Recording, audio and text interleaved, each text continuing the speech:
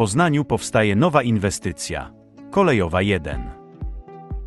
Jego najwyższym obiektem będzie 55-metrowa wieża, pod której budowę właśnie są prowadzone roboty ziemne. Jak zmienił się plac budowy od mojej ostatniej wizyty? Co zostało wykonane? A co jeszcze czeka przed budowniczymi kompleksu? Te i inne informacje znajdziesz w materiale, do którego obejrzenia zapraszam.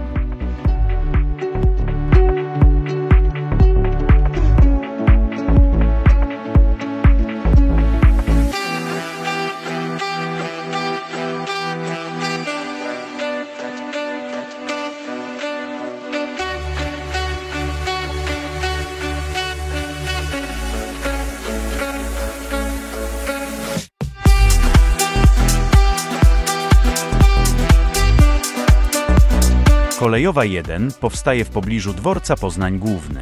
Inwestycja obejmuje budowę całkiem nowych obiektów, a także renowację i adaptację postindustrialnych budynków historycznych znajdujących się na poznańskim Łazarzu przy ulicy Kolejowej. Za projekt odpowiada poznańska pracownia architektoniczna BDP Architekci.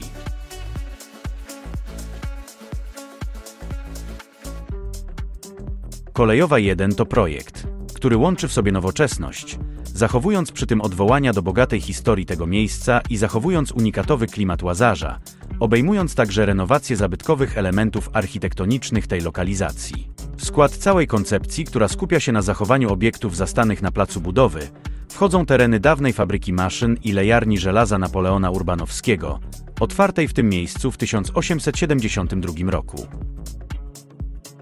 Do tej pory budynki pełniły funkcje magazynów i warsztatów. Zdegradowane, zostaną nadbudowane i przekształcone w niskie czterokondygnacyjne budynki mieszkalne. Nowe kondygnacje zostaną cofnięte w stosunku do starych murów oraz będzie wykonana kontrastująca instalacja. Powstanie też aż 17-kondygnacyjny wieżowiec obłożony ceramiczną okładziną w kolorze cegły.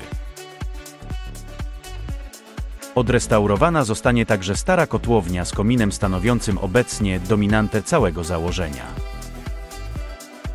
Łącznie ma powstać około 190 mieszkań oraz 29 lokali usługowych. Lokale usługowe znajdą się w rewitalizowanych zabytkowych budynkach poprzemysłowych.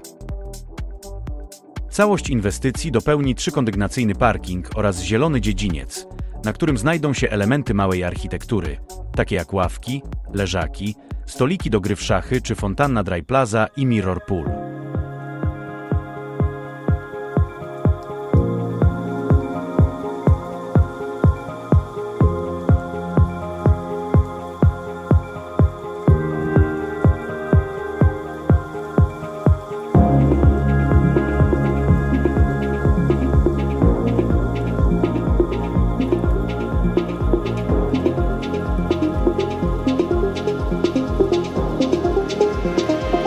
Łączna powierzchnia użytkowa inwestycji to 12 700 m2, z czego 3000 zajmą usługi.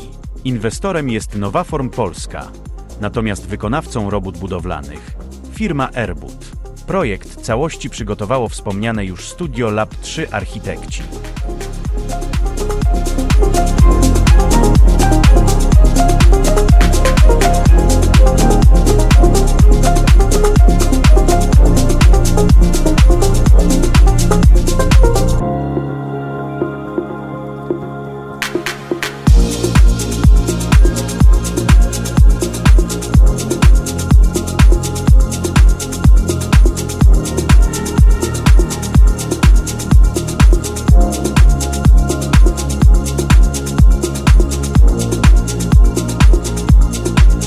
Jak informuje inwestor, ściany w części historycznej zostały podparte i zabezpieczone, a na dalszym etapie poddane zostaną renowacji. Wykonawca wystartował z pracami nad żelbetową konstrukcją nośną budynku historycznego. Dodatkowo powstały już ściany szczelinowe pod trzykondygnacyjną halę garażową. Równocześnie trwają prace nad wykonaniem ścian szczelinowych pod klatki schodowe w części historycznej.